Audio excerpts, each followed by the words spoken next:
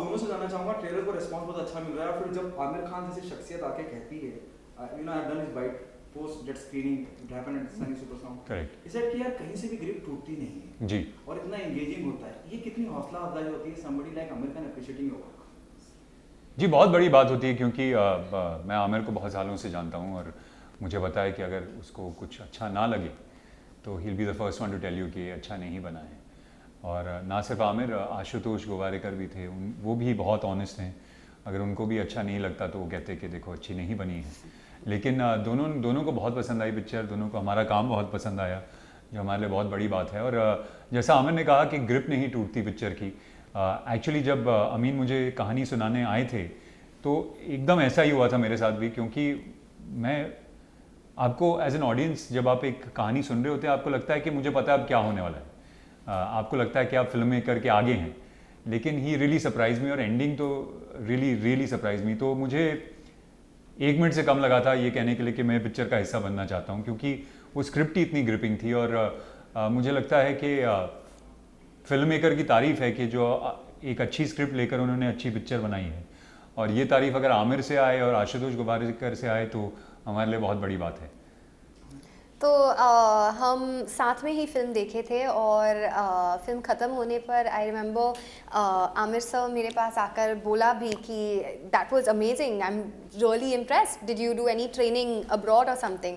तो मैंने ना कहा, मुझे लगा वो थोड़ा ज़्यादा मजाक उड़ा रहा था या कुछ, आई वाज सो नर्वस। लेकिन वो मेरे साथ बात किया, सीरियसली बताया कि उनको बहुत अच्छा लगा हमारे परफॉर्मेंसेस, फिल्म, सिनेमाटोग्राफी, सब कुछ।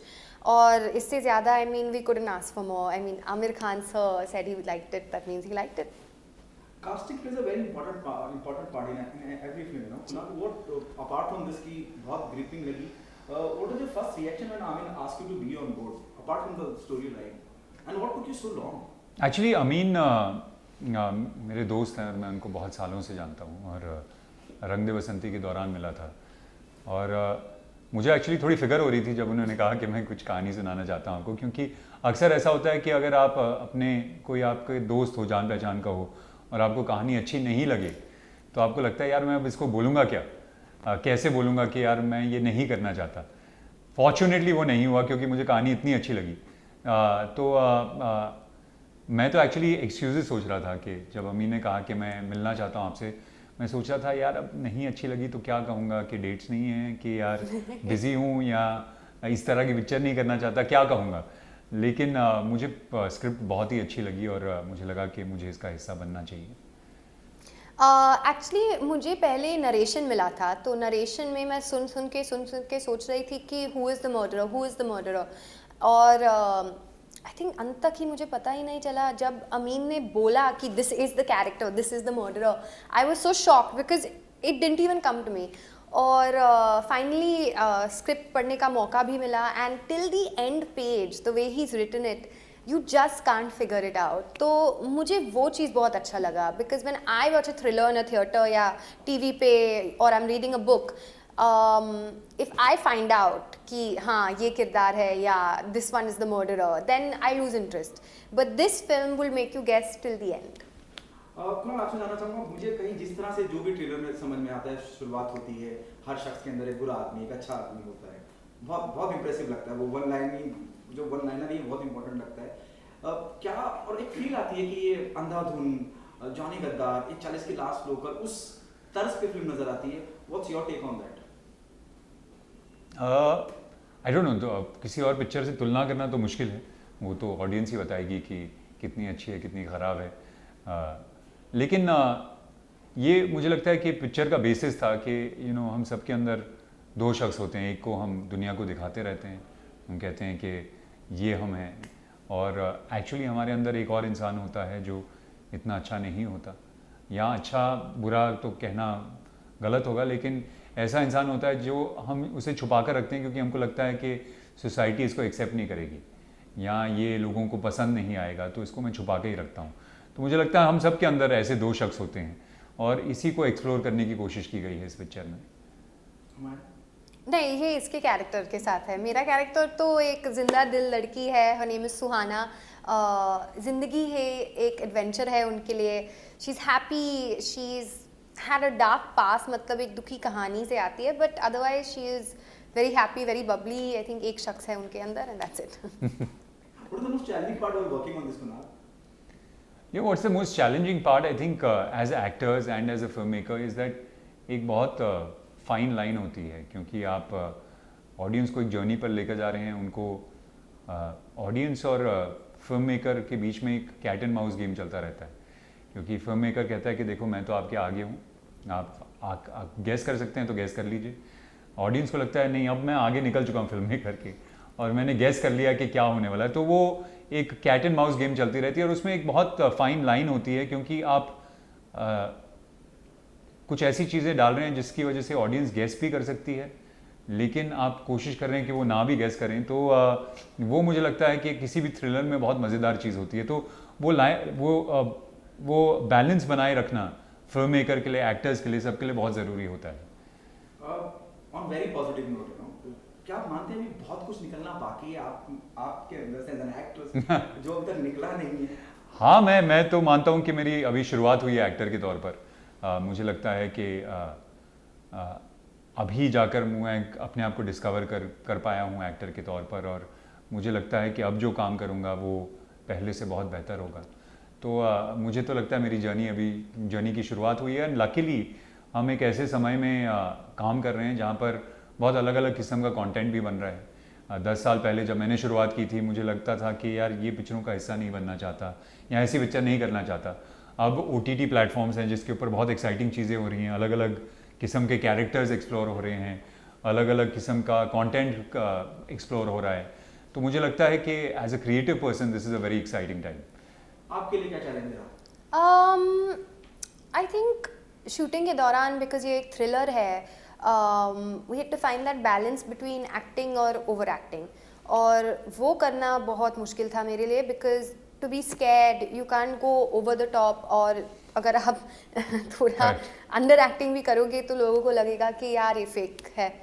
So that for me, finding that balance was very hard. Okay, अब तक का बेस्ट कॉम्प्लीमेंट क्या है हमारा में अगर आपके? आई थिंक आमिर खान से ही बेस्ट कॉम्प्लीमेंट था जब उन्होंने कहा कि मेरे काम ने उनको इम्प्रेस किया। क्या इस बात का कहीं गम मलाल आप दोनों को है? यू फील कि ये नहीं होना चाहिए था जिस दौर में हम चल रहे हैं जी, कोरोना के दौर में? रिसेंटली देयर आर 2 फिल्म जिस पोस्टपोन बिकॉज़ ऑफ कोरोना, क्योंकि अब आपको स्क्रीन नहीं मिलेगी तो हम दिखाएंगे किसे? Correct. Haathi Mere Saathi, there is another film D company, अब्राहम गोपाल वर्मा, उनकी डेट पोस्टपोन हो गई है जी। इस बारे में आप क्या कहना चाहेंगे? क्या आपको लगता है इस बात का कहीं मलाल गम है कि यार हम जिस दौर में गुजर रहे हैं, पूरा विश्व, पूरी दुनिया, हिंदुस्तान, इस बारे में क्या कहना चाहेंगे? नहीं, ऑफ कोर्स बहुत मुश्किल दौर है, सिर्फ हमारे लिए नहीं, और ये कहना बहुत सेल्फिश होगा कि यार हमारी पिक्चर आ रही है और ये इस तरह की मुश्किल सर्कमस्टांसेस में आ रही है। पूरी दुनिया इस वक्त जूझ रही है इससे, हर बिजनेस जूझ रहा है, हर इंडिविजुअल जूझ रहा है। तो मुझे लगता है हम सबके लिए मुश्किल दौर है इस वक्त, और होपफुली ये जल्द ख़त्म हो जाएगा, और होपफुली जल्द ही जो हमारी नॉर्मल सी है, we'll all be back to that.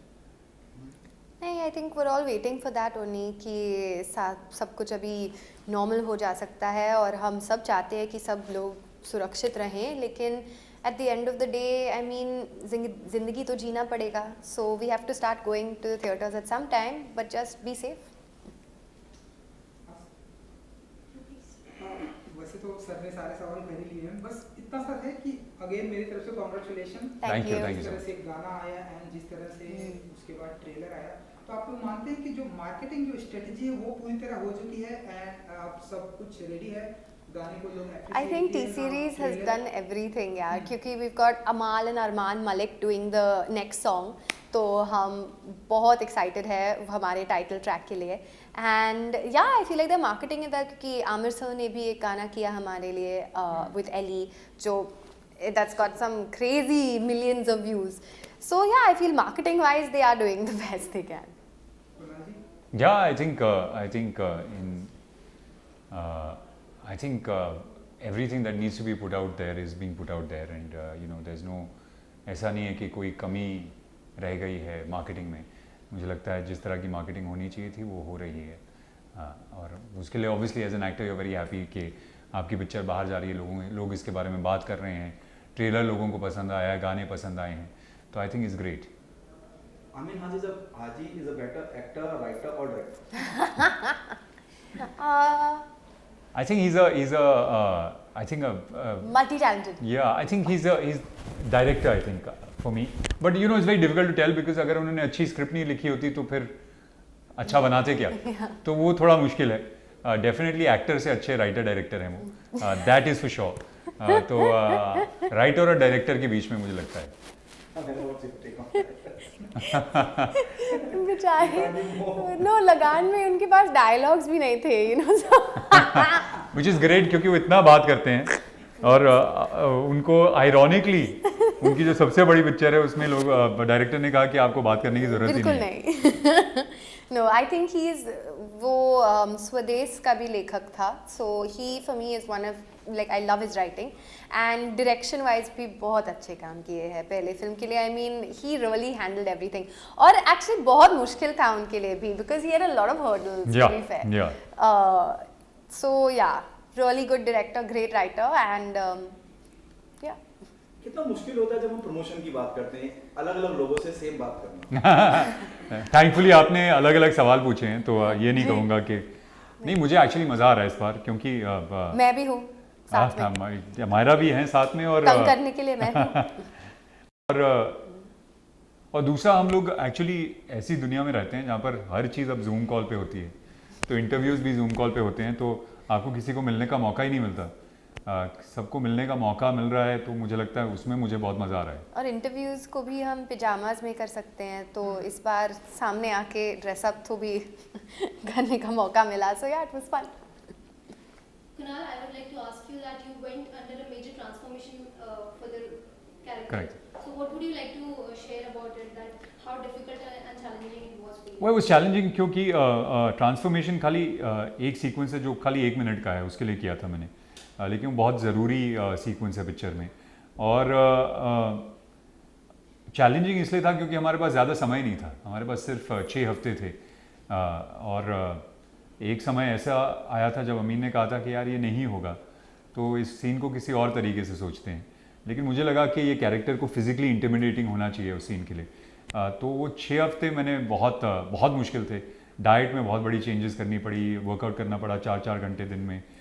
But fortunately enough we got there and जब मैं पहुंचा सेट पर अमीन ने मुझे देखा ही was very shocked which is a very good reaction for an actor. Amara, yeah, last question from my side. आपको social media पे इंस्टाग्राम पे इतने फैंस हैं आपके और इतना प्यार करते हैं आपको, स्पेशली आपके पोस्ट के लिए वेट करते रहते हैं और इतने ग्लैमरस पिक्स आप डालती हैं और उस बारे में कुछ बताइए कि लोगों से इतना प्यार मिलता है आपकी पिक्चर्स पे, लोग वेट करते रहते हैं कि आप नेक्स्ट पिक्चर कौन से डाल रहे हैं. नहीं तो मैं सोचती हूँ you know even I plan my shoots very carefully because I don't want to disappoint my fans now. और अभी सोशल मीडिया इतना बढ़ गया कि we are all collaborating with brands. So you have to keep working, you have to keep doing new things. अभी influencers भी आए हैं so you have to set yourself apart from influencers. So it's actually very difficult. आसान तो लगता है लेकिन बहुत मुश्किल है और बहुत सोच होता है हर शूट के पीछे. ओके, मैं इससे क्लोज करूंगा अपना, will close this interview. Solo hero with all due respect मेरा रिस्पांसिबिलिटी बढ़ जाती है कुणाल. और एक्सपेक्टेशन देखिए एक एज एन एक्टर जब हम कोई प्रोजेक्ट कर रहे होते हैं हमें कहीं लग जाता है, फील हो जाता है कि हाँ यार राइट कोड पकड़ा है, सही जाएगी फिल्म. रिस्पांसिबिलिटी बढ़ जाती है जब आप सोलो कोई फिल्म अपने पूरे कंधे पे लेके जाते हैं. मुझे लगता है जब आप शूट कर रहे होते हैं तो कोई फ़र्क नहीं पड़ता क्योंकि आप एक्टर के तौर पर तो चाहे सोलो फिल्म हो चाहे छोटा रोल हो बड़ा रोल हो उतनी ही मेहनत करते हैं उसके लिए.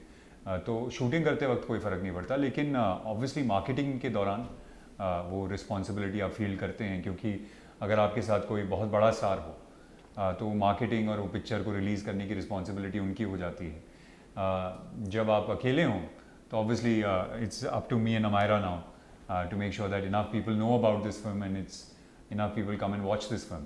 तो उस लिहाज में मुझे लगता है फ़र्क तो पड़ता है. क्या मैसेज देना चाहेंगे ऑडियंस से, why they come and be a part of कोई जाने ना. तो इट्स अ थ्रिलर और ये बड़ा पर्दे पर देखने का एक दूसरा फीलिंग होता है. So please do not give any spoilers, that's all. हाँ कि मज़ा तो बहुत आएगा आपको जिस तरह हमें आया है इस पिक्चर को बनाने में. और हम तकरीबन 100 लोगों को पिक्चर दिखा चुके हैं और किसी को किसी ने गेस नहीं किया कि क्या होने वाला है इवेंचुअली, तो कोई जाने ना। लेकिन आप जब थिएटर से बाहर आएंगे प्लीज़ किसी को ट्विटर या सोशल मीडिया पे बताना मत, व्हाट्सएप पे अपने दोस्तों को मत बताना कि क्या होता है एंड के अंदर, क्योंकि वो जो मज़ा है उनके लिए वो सब ख़राब हो जाएगा। Thank you so much. Thank you so much. much. Sure. आप अपना लास्ट में वापस कर दो माइक पे हाथ से। Oh no, okay, sorry sorry. तो हाँ, जस्ट थिएटर में देख के और मज़ा आएगा, और देखने के बाद please no spoilers. Thank you. Thank you. Thank you so much.